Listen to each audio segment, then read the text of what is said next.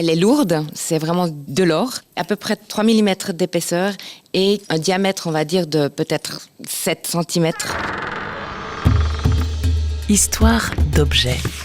Un voyage dans les collections du Musée international de la Croix-Rouge et du Croissant-Rouge. Elle pèse 204 grammes exactement. Sur l'avers, le profil d'Alfred Nobel et ses dates en chiffres romains. Sur le revers, 3 hommes se tiennent par les bras en une sorte de ronde fraternelle. Il est écrit d'ailleurs Pro Pace et Fraternitate Gentium, pour la paix et la fraternité entre les peuples. Vous visualisez ? Cette médaille, c'est le premier prix Nobel de la paix, remis en 1901 à Frédéric Passy, pacifiste français, et à Henri Dunant pour son rôle dans la fondation du Comité international de la Croix-Rouge. C'est lui qui a eu cette vision de la nécessité de soigner les soldats blessés, quel que soit leur camp, après la bataille de Solferino en juin 1859. Mais cette action décisive, les enfants de la famille la connaissent peu. Henri Dunant, c'est d'abord l'oncle Henri, et cette médaille, un objet au milieu des autres. Bernard Dunant, je suis l'arrière-petit-neveu de Henri. Mon père a toujours gardé cette médaille sur son bureau, au vu de tout le monde. On ne faisait pas tellement attention, en fait. Non, c'est un objet que papa avait, quoi. On n'avait pas cette idée de la préciosité du document, quoi. Ouais. Bien plus tard, Cécile Dunant-Martinez, la fille de Bernard, aperçoit aussi cette médaille posée sur le bureau, mais de loin. On passait nos Pâques, Noël, souvent les anniversaires chez mes grands-parents. Enfin, c'était à Genève, dans la région de Chêne-Vougerie. Il y avait ce bureau où on n'était pas forcément autorisé d'aller, mais je me souviens très bien que sur son bureau, effectivement, il y avait ce médaillé avec les médailles et la médaille du prix Nobel au milieu. Il y avait aussi certains tableaux et il y avait vraiment des documents de la famille. J'avais pas forcément d'image de qui était Henri Dunant. On en parlait peu. On en parlait peu parce que c'était tellement normal, mais en même temps, on avait des objets, donc il y avait encore cette robe de chambre qu'on a ensuite passée au musée de Haydn. Ça, je me rappelle très bien. Mon frère l'avait mise une fois pour se déguiser. On avait aussi son capet, enfin c'est une sorte de toque qu'il avait quand il est ces photos où il est très âgé à Haydn. Au départ, je pense que ni mon frère ni ma sœur, on était conscients vraiment de qui était Henri. Henri, l'oncle Henri, un aïeul depuis longtemps décédé, dont il reste une robe de chambre pour s'amuser, une malle remplie de lettres et de cahiers griffonnés, et cette médaille que l'on n'a pas le droit d'approcher. C'est en grandissant, surtout un jour quand mon frère a dû partir en Allemagne, donner un témoignage, parce qu'il était l'arrière-petit-neveu. Il a été invité, je pense qu'il avait 18 ans ou 20 ans. J'ai commencé à comprendre, alors on parlait de la Croix-Rouge, il était le fondateur, oui, mais c'était quoi ? J'avais pas conscience vraiment de ce que c'était.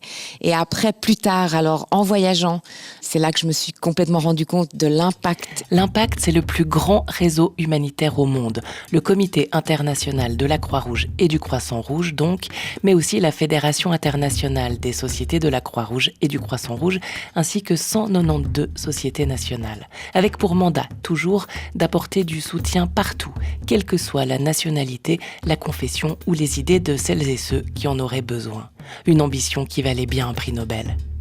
Alfred Nobel, justement, chimiste suédois, inventeur de la dynamite, souhaite se racheter avant sa mort. Il décide de léguer sa fortune pour la création d'un fonds destiné à ceux qui, au cours de l'année écoulée, auront rendu à l'humanité les plus grands services.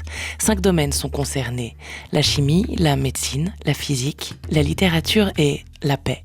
Cette récompense, Henri Dunant la souhaite ardemment. Il vit alors presque reclus dans un hôpital de Haydn, en Appenzell.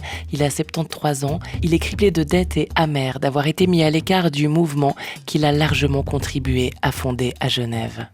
Il a soif de reconnaissance. Henri Dunant a un petit peu poussé pour la recevoir quand même. Il s'est un tout petit peu démené auprès de ceux qu'il connaissait pour que vraiment ça puisse se faire. Parce qu'à ce moment-là, c'était quelque chose de tout à fait nouveau et extraordinaire, quoi. Alors ils l'ont partagé avec M. Passy, qui est un pacifiste français. Alors ils ont donné la médaille à ces deux. Henri Dunant l'apprend par télégramme le 10 décembre 1901, 5 ans après la mort d'Alfred Nobel.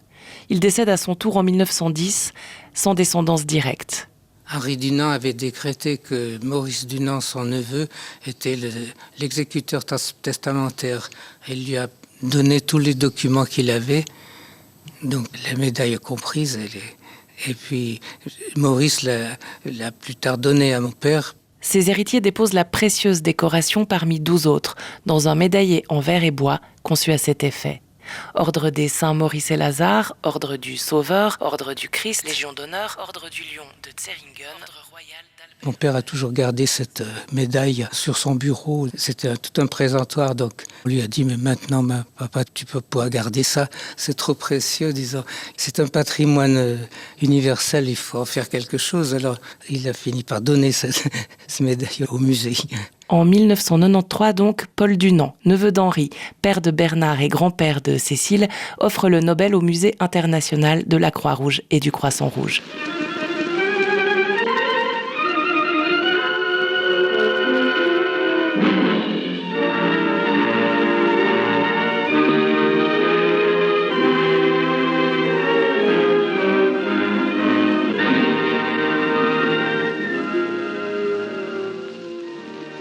Chaque année, des milliers de journaux aux quatre coins du monde annoncent le nom des lauréats du prix Nobel de la paix. La plus haute distinction qu'un homme ou une femme puisse recevoir pour sa contribution à une meilleure compréhension entre les nations. Et chaque année, Cécile Dunant suit assidûment l'attribution de la récompense. C'est important, je trouve, de savoir que, effectivement, que la première, c'était celle de mon arrière-arrière-grand-oncle, mais je trouve important de voir à qui elle est attribuée chaque année. Parce que c'est pas rien, c'est une responsabilité à quelque part. Et puis c'est quelque chose qui honore des gens quand même exceptionnels. Et moi, ça m'intéresse, voilà. Dans la famille, on regarde à qui elle est donnée la médaille du prix Nobel de la paix. Le prix Nobel de la paix a été décerné à Martin Luther King. Le Dalai Lama qui a reçu officiellement cette distinction cet après-midi à Oslo. Une récompense partagée en 4, représentants des syndicats, patrons, Ligue tunisienne des droits de l'homme et Ordre des avocats. Ensemble, le prix Nobel de la paix attribué au président sud-coréen Kim Dae-jung pour ses tentatives. Jamais le Nobel de la paix n'avait récompensé l'indépendance de la presse. 3 lauréats pour un prix Nobel de la paix hautement symbolique en pleine guerre en Ukraine. Après Henri Dunant, le CICR l'a reçu en 1917, 44 et 63. Ces 204 grammes d'or sont sans conteste l'un des trésors du Musée international de la Croix-Rouge et du Croissant-Rouge. Il y en a d'autres, moins connus, plus anodins bien sûr, mais porteurs d'histoire également. Vous voulez un indice pour le prochain épisode ? Nous partirons en Orient.